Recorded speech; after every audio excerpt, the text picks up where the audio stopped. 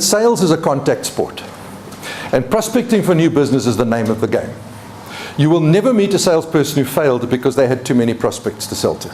If you're not prospecting for new business, you're out of business completely. Sales is a numbers game. The more people you get your bum in front of, the more sales you make. It's just that simple. A good salesperson is spending probably 60% of their time prospecting, and only 40% of their time actually out in the field. Negotiation is a strategic discussion that resolves an issue in a way that both parties find acceptable. If you're aiming to win at a negotiation, this is not a negotiation anymore. This is taking a big stick and beating somebody into submission with it. To use a big stick and call it a negotiation doesn't work. It's a plan where both people walk away where they didn't get their wish list, but they got their plan down the middle.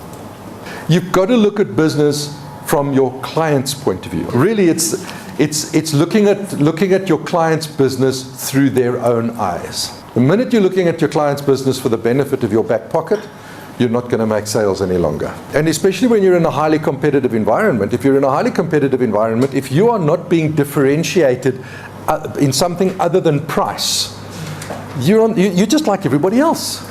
6 of one and half a dozen of the other. Why should I do business with you? What motivation is there for me to move from that provider to that provider, other than price?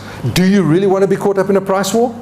So your presentation has to be appropriate to the occasion. You can't have a canned presentation for everybody. It's not going to work. Working with objections. And we said that it means your customer is involved. It is a buying signal.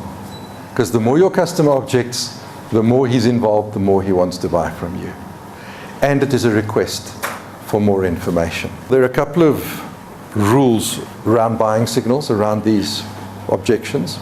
First of all, never argue with your client. Your client is always right. Add information to the client's experience. Expand on your client's body of knowledge. So accept what your client says and expand on the body of knowledge. The last thing you want to come across as is a know-it-all and you're putting the oak down. You don't want to do that. When an objection comes out, it'll come out in one of two forms. It's either a smokescreen or it's a condition. 9 times out of 10, an objection will come out as a smokescreen. Somebody says to me it's too expensive. I'll say, thank you for sharing that with me. Could I just ask you this question? When you say it's too expensive, is it more than you can afford, or is it more than you've budgeted for? Now, whichever answer he gives me, he's dead. Because if he says, it's more than I can afford, I say, well, how much can you afford? And then I tailor the product to fit. Is it more than you can afford or more than you've budgeted for? I need to pin him down to what too expensive actually means. If a prospect cannot perceive a benefit in what you are suggesting within the first 7 to 10 minutes of your time with them, the chances of you closing that sale has diminished by 80%. That's where the sale happens, right up front. So let's take all that and let's build to the next one. And let's have a look at the skills of a solution provider. Now this is where we're not selling product anymore. This is where we're taking our product and using it as a vehicle to solve a problem. This is not about product now. This is about problem solving. Technical knowledge. If you're going to be a solution provider, you'd better be technically on the up and up. Know the technicalities of your product very well. Know who your competitors are. I don't have to know the products of my competitor in detail.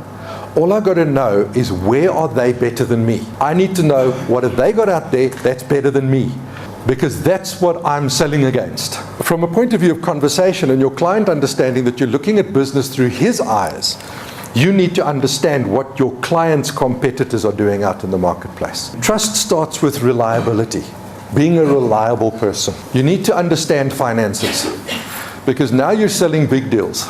Return on investment. Now that can sometimes not be necessarily a financial return, but they want to know what is the benefit. The benefit is just another word for return on investment.